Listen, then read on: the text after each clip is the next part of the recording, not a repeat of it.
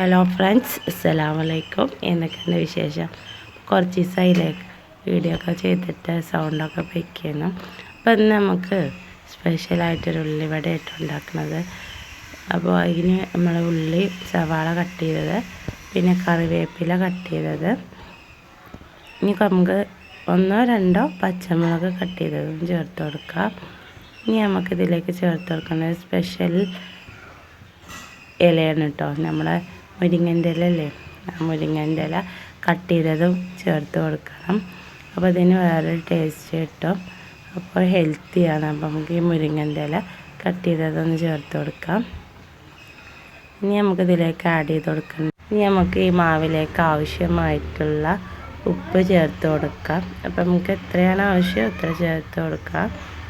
ഇനി നമുക്കിതിലേക്ക് അടുത്തതായിട്ട് ആഡ് ചെയ്യേണ്ടത് കടലമാവാണ്. അപ്പോൾ കടലമാവ് ചേർത്ത് കൊടുക്കാം. കടലമാവും മൈദയാണ് നമ്മൾ അതിൽ പൊടിയായിട്ട് ചേർക്കുന്നത്.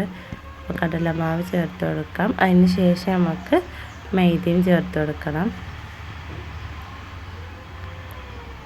അപ്പോൾ സാധാ ഉള്ളിവട എന്ന് പറയുമ്പോൾ നമുക്ക് അതിൽ പച്ചമുളകോ അല്ലെങ്കിൽ ഉള്ളിയൊക്കെ ചേർത്ത് കൊടുത്ത് നമുക്കിതിൽ സ്പെഷ്യലായിട്ട് മുരിങ്ങൻ്റെ ഇലയും കൂടി ചേർത്ത് കൊടുക്കുന്നുണ്ട്. അപ്പോൾ ടേസ്റ്റൊക്കെ ഉണ്ട്, എല്ലാവരും ഒന്ന് ട്രൈ ചെയ്യുക. അപ്പോൾ ഇനി നമുക്ക് മൈദയും ചേർത്ത് കൊടുത്തു. ഇനി നമുക്കിതിലേക്ക് മാവാക്കി എടുക്കണം. അപ്പോൾ ഇതിന് കുറച്ച് സോഡാപ്പൊടി ചേർത്തിട്ട് ഇനി നമുക്ക് വെള്ളം ഒഴിച്ചിട്ട് നമുക്കിതൊന്ന് മാവാക്കി എടുക്കണം. അപ്പോൾ വെള്ളം ഒഴിച്ച് കൊണ്ട് നന്നായിട്ട് മിക്സ് ചെയ്തെടുക്കാം.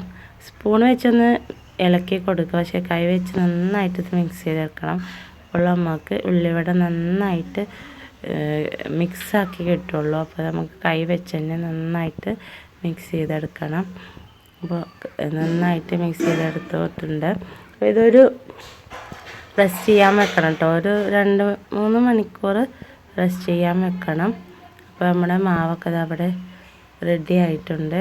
ഇനി നമുക്കിതൊന്ന് ഇതിൻ്റെ അടപ്പ് വെച്ചിട്ടൊന്ന് റെസ്റ്റ് ചെയ്യാൻ വെക്കാം.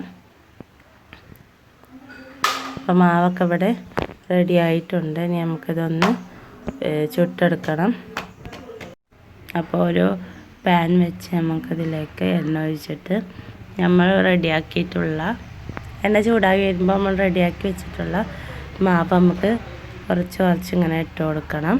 അപ്പോൾ നമ്മൾ എണ്ണ നന്നായിട്ട് ചൂടായിട്ടുണ്ട്. അപ്പോൾ നമുക്ക് ആ മാവ് ഇതിലേക്ക് ഇട്ട് കൊടുക്കാം. അപ്പോൾ ഇതിങ്ങനെ ചുട്ട് വരുമ്പോൾ നല്ല സ്മെല്ലാട്ടോ, നല്ല ടേസ്റ്റും ഉണ്ട്. ഞങ്ങൾ ഉണ്ടാക്കി നോക്കിയിട്ടാണ്.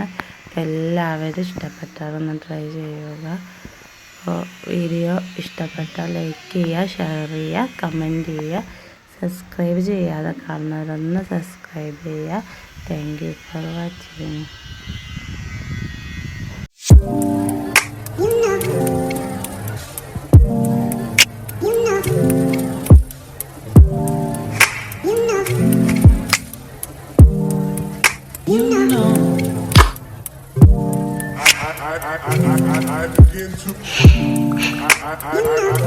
I begin to